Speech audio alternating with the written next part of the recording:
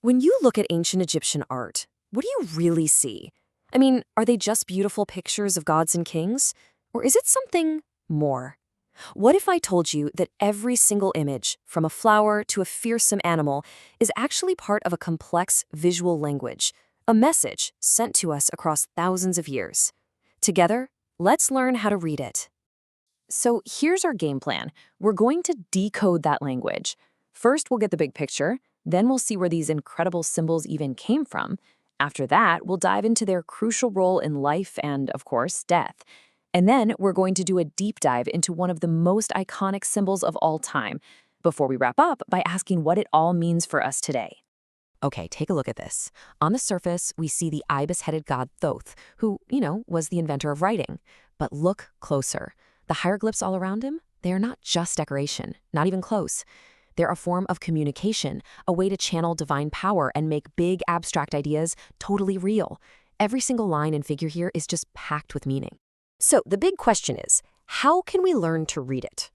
How did the ancient Egyptians use these simple shapes, all drawn from the world around them, to explain the entire cosmos?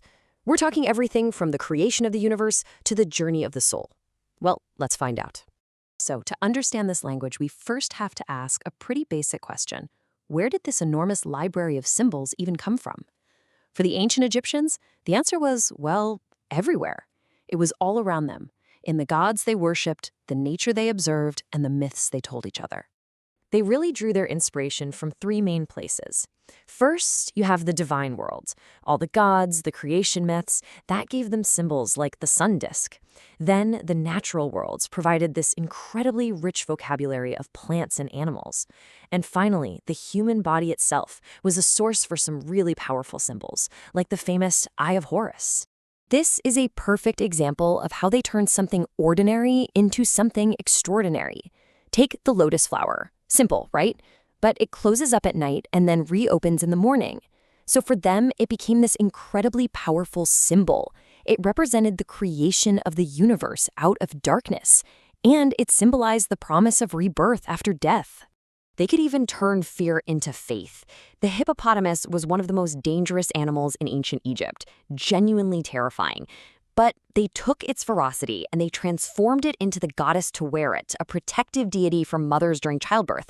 Her fearsome look was actually meant to scare off evil spirits. Pretty clever, right? So, you see, these symbols weren't just decorative. They had a job to do. They were absolutely essential tools for navigating the dangers of this world and the next. So what was their purpose exactly? Well, a symbol could be used to show reverence for the gods or to celebrate a pharaoh's awesome power. It could act as an amulet, offering real protection from harm. And, maybe most importantly, it was a vital tool to guarantee a safe journey into the afterlife. Let's look at a perfect example of this in action. The winged sun disk, which represented the god Horus or Ra, was carved above the entrances to temples and tombs. Think of it as a divine seal of protection, making sure that no evil could get inside that sacred space. It was basically a spiritual security system. And that protection, it extended way beyond the grave. Small, wearable symbols called amulets were actually placed inside a mummy's wrappings. Each one, whether it was a scarab beetle for rebirth or a jed pillar for stability, was a magical tool meant to help the deceased get through the trials of the underworld and achieve eternal life. All right, now let's zoom in, way in. We're going to focus on a single symbol that you have almost certainly seen before, but you might not fully understand. We're going to unlock the secrets of the Ankh, the famous key of life. The Ankh is probably one of the most recognizable hieroglyphs from ancient Egypt. I mean, its name in Arabic literally means the key of life. It was a symbol of incredible power, but its true origin and what it really means, well, that's been debated for centuries. So that's the real question here, isn't it? What is it? Is it a key, a knot, some kind of map? The answer, it turns out, is not so simple. There are several really compelling theories about what this elegant shape truly represents. There are 4 major theories, and honestly, each one is more fascinating than the last. Some believe it's the key to eternal life. Others see it as a symbol of cosmic union, or even a literal map of Egypt. And one theory connects it to the fundamental energies of the universe itself. Okay, theory number 1. This is the most widely accepted one. It says the Ankh represents eternal life. You see it in countless tomb paintings. A god is holding the Ankh up to the nose of a dead pharaoh, symbolically giving them the breath of life that they would need to be reborn in the afterlife. Then you have theory number 2, which suggests the Ankh is a symbol of creation itself.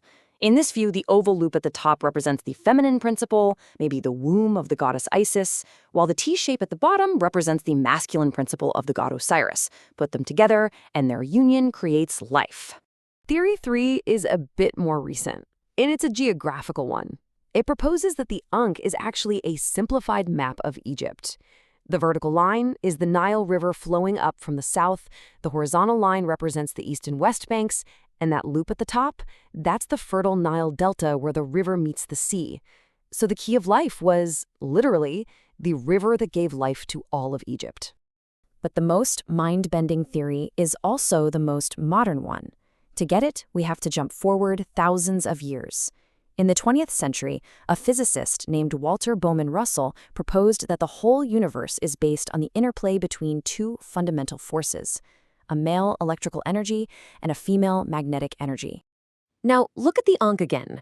Russell's physics says that electrical energy moves in straight intersecting lines, just like the T-shaped base, and magnetic energy, it moves in an oval loop.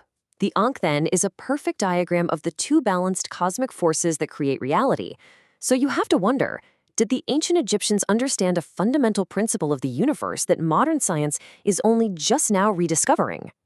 And that brings us to a final thought. I mean, thousands of years have passed, dynasties have fallen, entire civilizations have vanished. But these symbols, they survived. Why do they still hold so much power over our imagination? The Ankh has traveled so far beyond the banks of the Nile. It was adopted by other cultures, and today it's a globally recognized symbol you see everywhere, in fashion, art, and spirituality. It just continues to represent life, universal balance, and the enduring mystery of the ancient world. The Egyptians built an entire civilization on a shared visual language that lasted for 3 millennia. It just makes you wonder, what are the symbols we live by today? What simple images hold the deepest meaning for our